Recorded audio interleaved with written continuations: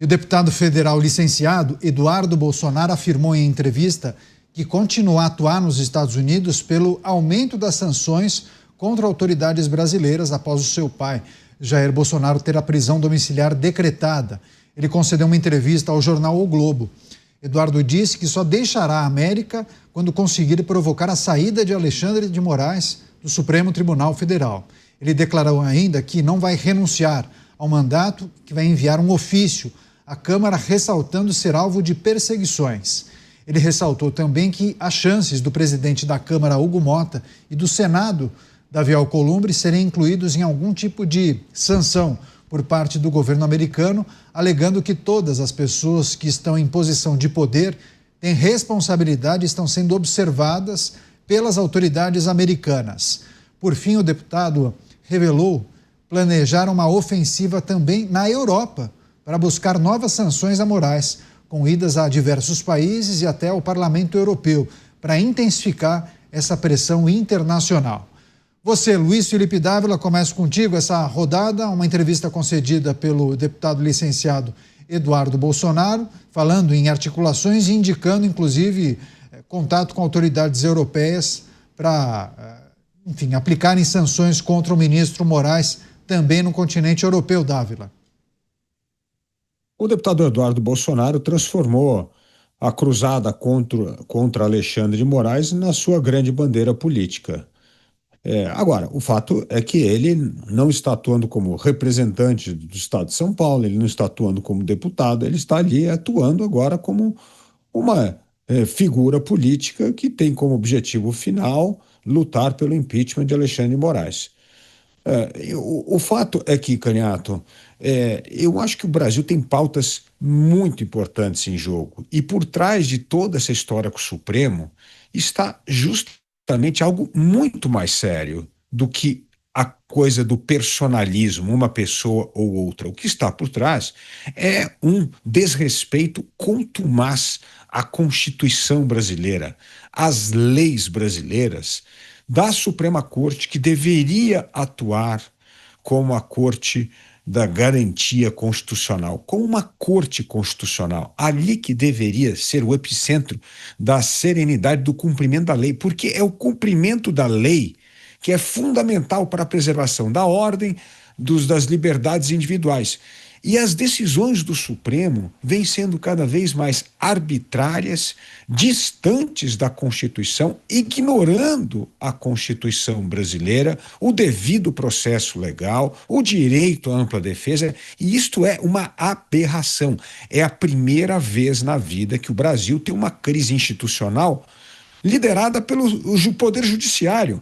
Sempre foi por causa do Executivo, o presidente que quer virar ditador, o presidente que quer ser autoritário. Não, agora é do Poder Judiciário. Esta é a questão central. Nós precisamos estar trabalhando para reequilibrar o poder, para fazer que o Judiciário volte a ser uma Corte Constitucional, para acabar com decisões arbitrárias que ferem a Constituição, o Estado de Direito. Esta é a bandeira da cidadania, da política séria. É isso que nós temos de fazer nesse momento. Portanto, temos de despersonalizar essa questão e focar na questão essencial. Não podemos ter um Supremo Tribunal Federal que atua de forma arbitrária e desrespeita a lei e a Constituição. Entrevista concedida por Eduardo Bolsonaro ao jornal O Globo, a jornalista Bela Megali, sinalizando que manterá ativa a sua articulação, inclusive com autoridades europeias que poderiam, segundo ele, impor sanções contra o ministro Moraes e outras autoridades brasileiras. Também há um indicativo de que os presidentes das casas poderiam receber sanções dos Estados Unidos. Você, Mota, como avalia esse posicionamento de Eduardo Bolsonaro, esse trabalho, né? Essa posição que ele adotou nas últimas semanas, que inclusive muitos acabam apontando que a narrativa tem ajudado inclusive o governo, o PT, enfim. Algumas pessoas estão chamando esse esforço do deputado Eduardo Bolsonaro de uma ofensiva. Eu não sei se eu concordo. Isso me parece mais uma defensiva, uma ação em defesa da liberdade do Estado de Direito. O pai dele acabou de ter a prisão decretada por uma postagem em rede social, uma postagem feita por outra pessoa. O Brasil virou um país onde qualquer coisa pode acontecer e ser justificada, principalmente para aquelas pessoas que têm uma opinião diferente da opinião do Estado brasileiro. Esse é o grande risco hoje aqui. É inevitável, absolutamente inevitável, que a Europa responda ao que está acontecendo no Brasil. Inclusive, nós já ouvimos declarações do secretário-geral da OTAN sobre o Brasil. Vários parlamentares europeus também já se manifestaram. A Europa era um continente absolutamente dominado pela esquerda, mas essa situação começou a mudar. É natural que o assunto Brasil seja discutido.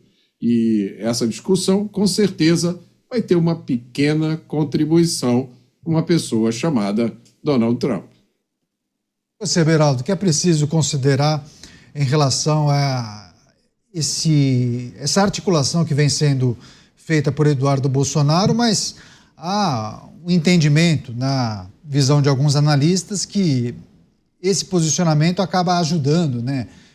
Inclusive a narrativa que foi adotada pelo governo, e algumas figuras acabam apontando o dedo para Eduardo Bolsonaro como se ele fosse o grande vilão da história, né? E isso pode perdurar, esse cenário poderia perdurar e ajudar, inclusive, estratégias de comunicação de olho nas eleições de 26, inclusive. Neto, isso tudo tem um ciclo, né? Tem um tempo próprio de cada um desses processos. Claramente, o que está acontecendo agora não é fruto de um trabalho que se iniciou com a chegada de Eduardo Bolsonaro nos Estados Unidos. O jornalista Paulo Figueiredo tem trabalhado nisso há bastante tempo e agora, coincidência, assume o presidente Donald Trump, com quem Paulo Figueiredo já tinha trabalhado. Chega o filho do ex-presidente brasileiro, se junta a ele e aí eles conseguem conciliar, né, coincidir esses eventos com a aplicação das sanções. O que acontece em relação à Europa também é fruto de um trabalho sistemático, muito bem elaborado, para que produza algum tipo de efeito a espelho do que aconteceu nos Estados Unidos. A Europa tem seguido os Estados Unidos numa série de decisões. Obviamente que a Europa, hoje, com todas as suas características locais de cada um dos países, não é a mesma dinâmica que existe nos Estados Unidos. Me parece que será um desafio bastante maior convencer os países europeus a seguirem na aplicação de sanções a indivíduos brasileiros, seja o ministro Alexandre de Moraes, seja um outro. Me parece que esse desafio é bastante maior e improvável, eu até colocaria dessa forma.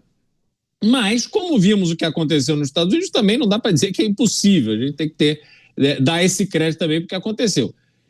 Agora, como você disse, Caniato, quanto mais esse processo vai sendo alimentado, mais ele é utilizado pelo presidente, pela sua comunicação, pelos estrategistas para as eleições de 2026, para favorecer a popularidade do atual presidente brasileiro.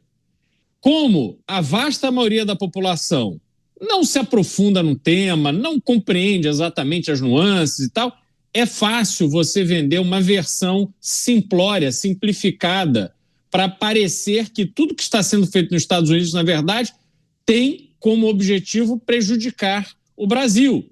Até porque declarações como a feita pelo deputado Eduardo Bolsonaro, dizendo que ele prefere ver o Brasil arrasado, mas pelo menos se sentir vingado, vai alimentando essa narrativa do governo. Então, a disputa em torno do benefício ou malefício do que está acontecendo agora certamente seguirá. Agora, opinião pessoal minha, Caniato, eu não vejo que há gasolina nesse tanque para o carro chegar dessa mesma forma até as eleições de 2026. Acho que isso vai ter um ponto final e aí outras discussões tomarão o palco. Concorda, Dávila? Acha que tem um período, a gente observará o esgarçamento dessas relações por um período, depois naturalmente haverá uma pacificação, um arrefecimento? O que poderia iniciar esse processo de apaziguamento das relações, hein, Dávila? É preciso que alguma coisa importante aconteça, né? Mas tem uma coisa, né, Canhato? Você não consegue manter uma coisa numa intensidade alta durante muito tempo. Você pode correr 100 metros rasos, mas se você correr com a mesma força, os 100 metros rasos, 10 quilômetros, você morre. Então, o que acontece é que há na verdade, o grau da intensidade determina esse curto prazismo que o Beraldo bem mencionou aí. O fato é que as coisas já estão no calendário e serão resolvidas. A própria prisão de Jair Bolsonaro é uma notícia anunciada, a não ser que aconteça um milagre, mas milagre não vai acontecer nesse momento da polarização do Brasil. Então esse assunto vai ser página virada, daí em outubro, começo de outubro, e nós vamos ter que continuar a vida. E a vida tem muitos problemas a serem resolvidos, inclusive esses das tarifas norte-americanas, inclusive todos os escândalos, como de corrupção do INSS, todo aquele noticiário que a gente deixou de lado, a questão da inflação, a questão da economia desacelerando, tudo isso vai ter enorme impacto, né, na eleição do próximo ano. Então, assim, a vida não se decide antes ou depois do julgamento de Bolsonaro. As coisas vão continuar andando. Então, esse o ponto. E, inclusive, a relação com os Estados Unidos. É uma relação de mais de 200 anos. Ela não termina e começa a partir de um ponto. O fato é que nós temos de ter maturidade para separar as brigas políticas e eleitorais dos interesses nacionais. Infelizmente, essa maturidade, esse bom senso, não estão presentes em Brasília neste momento. Mota, com certeza as coisas vão continuar andando, continuar caminhando, mas uma porção de coisas também podem acontecer no meio do caminho, né?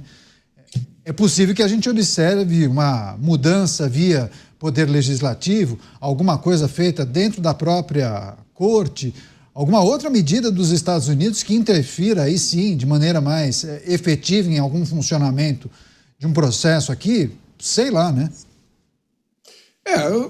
É uma grande confusão que muitas vezes vira uma cortina de fumaça e a gente perde a noção do que é importante, do que é acessório, do que é secundário. Tá? Vale a pena a gente lembrar aqui, essas sanções dos Estados Unidos, as razões para as sanções, estão listadas naquela carta de Donald Trump. O primeiro parágrafo fala da situação de Jair Bolsonaro, mas há outros parágrafos que falam de liberdade de expressão, que falam de ordens que foram dadas para empresas de redes sociais americanas para que removessem conteúdos e falam também de tarifas. Então está tudo lá. As pessoas que têm uma capacidade de interpretação de texto podem ler aquela carta e podem escolher ignorá-la, podem não concordar, podem ter raiva do Donald Trump, xingar o Elon Musk, pode ficar à vontade. Só não pode dizer que não sabe por que os Estados Unidos está fazendo o que ele está fazendo. Se Donald Trump listou lá as razões, se você realmente quer retirar as sanções e acabar com a possibilidade de novas sanções, é só você não fazer aquelas coisas que Donald Trump listou ali na carta. É uma escolha. Agora, todos os dias estoura um novo escândalo, surgem novas informações e a gente fica realmente confuso. Chega um momento em que a gente perde a noção do que está acontecendo. Então, deixa eu dar aqui a minha opinião. Quando a gente espana essa fumaça para ver o que está lá atrás, o que eu vejo é o seguinte: o problema do Brasil, como eu já falei aqui, é o cumprimento da lei. É isso que nós precisamos retomar. É o princípio da legalidade. Ninguém pode ser obrigado a fazer ou deixar de fazer coisa nenhuma se não estiver previsto em lei. Está preso porque fez postagem em rede social. Desculpa, não existe nenhuma lei proibindo as pessoas de fazer postagem em rede social. Não existe nenhuma lei dizendo que se você fizer uma postagem em rede social que não for do agrado de uma autoridade, você vai ser preso. Não existe isso. É simples, meus amigos. Isso aí é muito mais simples do que questões de impeachment, do que questões de soberania nacional, do que questões políticas. Não se trata de política, não se trata de diplomacia, se trata de legalidade. Se nós não recuperarmos esse ponto, todo o resto é inútil. O Brasil está na situação que está hoje porque abandonou o princípio da legalidade. A lei hoje no Brasil é uma coisa que está na cabeça de algumas pessoas. Essas pessoas decidem o que elas querem e logo a seguir entra em ação uma multidão de alfaiates jurídicos para dizer, não, veja bem, essa decisão está correta, ela faz sentido. Basta ver, como eu já falei aqui, há muito tempo, decisões judiciais tomadas fora do Brasil são aceitas aqui no Brasil com repercussões gravíssimas. Eu pergunto, isso não é um atentado à soberania nacional? O Donald Trump impôs sanções ao Brasil. São sanções comerciais do mesmo tipo que foram um dia impostas à África do Sul, quando havia na África do Sul o apartheid. Aquilo foi uma violação da soberania nacional da África do Sul? É preciso responder isso. É lógico que as sanções que foram impostas à África do Sul afetaram o povo sul-africano, porque o povo sul-africano foi refém das decisões tomadas por aqueles que controlavam o Estado da África do Sul. Talvez nós estejamos numa situação bastante similar aqui. Vamos sempre lembrar a diferença entre Estado brasileiro, entre governo brasileiro, entre o povo brasileiro. Não foi o povo brasileiro que criou essa situação que nós estamos vendo hoje. Pois é, daqui a pouco a gente vai trazer uma notícia que trata da percepção de alguns ministros da Suprema Corte em relação a medidas que vêm sendo tomadas por um em especial, um integrante da Corte. A gente vai trazer isso daqui a pouco. Beraldo, só em cima do que disseram Dávila e Mota, sanções e medidas contra o Brasil poderiam ser revistas, anuladas, revertidas. Quais são as condicionantes para isso? Olha, Canhoto, primeiro a gente precisa destacar que há uma percepção completamente deturpada no Brasil do que é certo ou errado. Se a gente pegar um caso básico, cotidiano, do dia a dia, mas que me chamou muita atenção essa semana, nós somos o país em que um porteiro foi flagrado por câmeras do condomínio roubando, assaltando um apartamento de uma moradora. Esse porteiro, em razão dessas imagens, ele foi demitido e ele se sentiu no direito de entrar com uma ação trabalhista contra o condomínio. Pois bem, no Tribunal Superior do Trabalho, apesar dos vídeos, a imagem, tinha um ladrão, é um desqualificado, é um ladrão, traiu a confiança dos condôminos para entrar num apartamento e roubar um morador. Tudo filmado. O Tribunal Superior do Trabalho concedeu ao ladrão R$50 mil de indenização. Então, quando a gente está falando deste país em que este tipo de decisão é tomada pela justiça, quando falam que houve um excesso de um ministro do Supremo Tribunal Federal contra liberdade de expressão, contra direitos humanos, contra os ricos, os poderosos, ninguém se sensibiliza.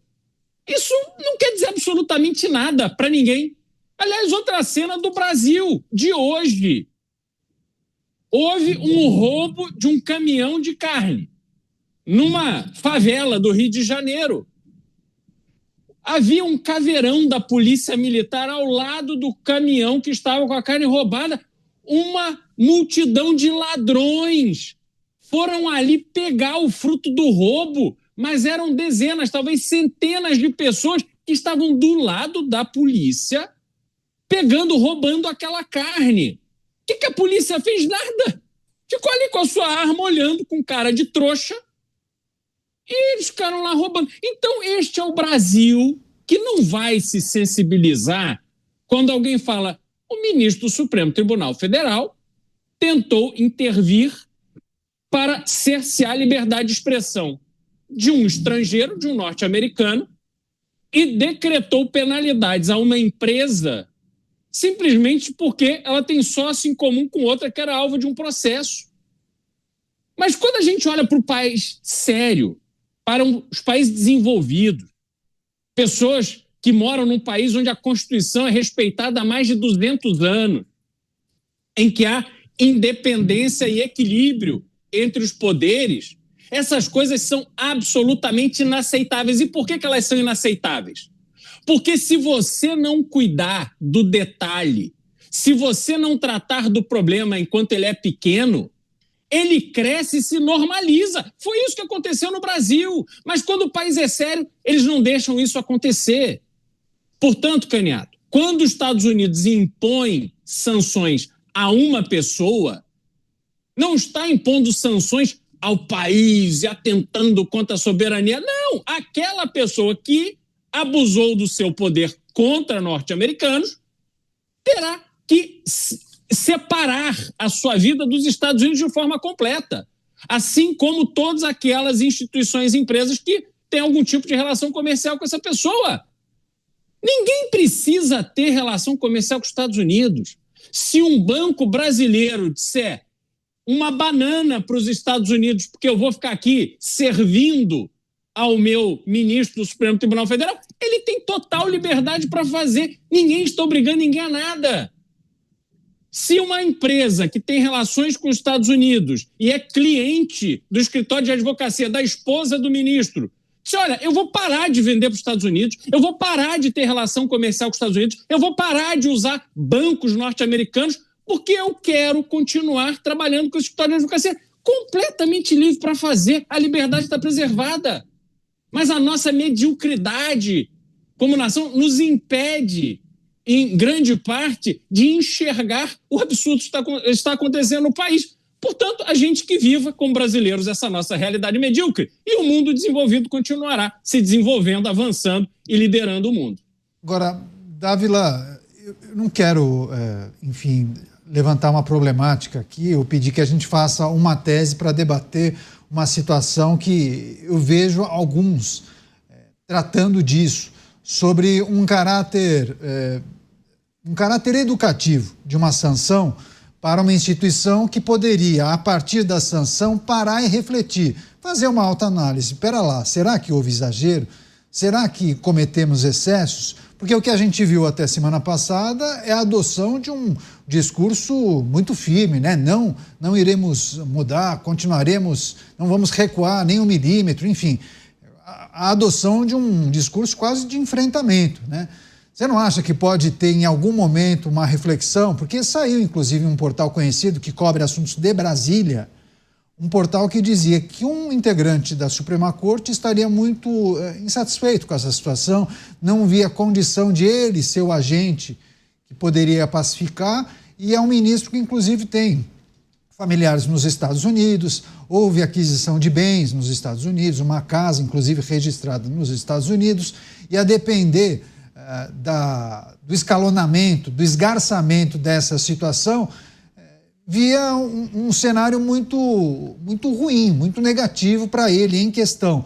Você não acha que, assim, a gente trouxe a informação de Eduardo Bolsonaro e essa articulação, falando inclusive em possibilidade de aplicação de sanções de autoridades europeias contra ministros do Supremo. Mas para além da situação que envolve Eduardo Bolsonaro, uma sanção imposta por um outro país a uma pessoa, uma figura importante que representa uma instituição, também não tem um caráter, entre aspas, educativo, para que essa pessoa, os integrantes dessa instituição, façam uma reflexão, Dávila? Caniato, se tivesse um caráter educativo, a aplicação da Lei Magnitsky no ministro Alexandre de Moraes já deveria servir como um alerta e para que esse poder da autocontenção entrasse em prática. Ou seja, olha o que aconteceu com uma pessoa. A fila é grande, pode acontecer para várias pessoas. Portanto, vamos deixar o nosso corporativismo de lado e pensar como é que nós podemos reagir aqui na autocontenção para evitar que esta situação ou estas decisões arbitrárias se proliferem, prejudicando não só nós mesmos do corporativismo do judiciário, como o Brasil. Então, deveria já isso servir como um alerta para despertar o instinto da autocontenção, para salvar a sobrevivência dessas pessoas com a liberdade de ir e vir, por exemplo, para os Estados Unidos. Agora, se uma medida claramente tomada no sentido pedagógico, como você mencionou, não surte efeito e as pessoas continuam a dobrar a aposta, aí é que está o problema. O problema da dobrar a aposta é quando você ignora o interesse e pensa na sua postura. Se interpretar a lei Magnitsky, não como bem disse o Beraldo, uma retaliação pessoal a um ministro que legislou contra empresas americanas desrespeitando a lei, e você entende que isto é um ataque à soberania nacional, à independência do Supremo Tribunal Federal, esta interpretação já cria por si uma armadilha de que você vê o ataque a uma pessoa, à instituição. E aí isso tende a escalar. E se escalar, pode ser um desastre para o Brasil. Mas nós esperamos que, ao longo dessas semanas, o bom senso, de alguma forma, dentro do Supremo, como já vem sendo manifestado por alguns juízes, essa autocontenção comece a funcionar lá. No próprio Congresso Nacional comece a funcionar algum tipo de autocontenção e que o vice-presidente da República, Geraldo Alckmin, consiga, pelo menos, iniciar negociações técnicas e alguém faça com que o presidente da República fique longe dos microfones e evitando bravatas e provocações gratuitas que não vai a nada. Somente assim nós podemos voltar, vislumbrar no médio prazo, a voltar a ter aquilo que o Mota fala e que eu venho defendendo aqui, que Beraldo, todos nós aqui, a volta do Estado de Direito, do respeito à lei, da legalidade. Um país sem lei é uma selva. Um país sem lei não existe liberdade individual, não existe ordem. Então, nós temos de acabar com esse clima de imprevisibilidade do cumprimento da lei, de instabilidade das regras do jogo e do desrespeito absoluto às liberdades individuais garantidas na Constituição. Então, se não houver este retroagir no movimento, as instituições e as pessoas, e todo mundo começar a levar como uma questão pessoal e institucional, o Brasil vai entrar, sim, numa situação dramática de escalar tensão entre Brasil e Estados Unidos, e isso pode ter consequências gravíssimas para o país e para os brasileiros, que vão pagar a conta do populismo irresponsável de um chefe de Estado que coloca os seus interesses pessoais, eleitoreiros e ideológicos à frente dos interesses nacionais.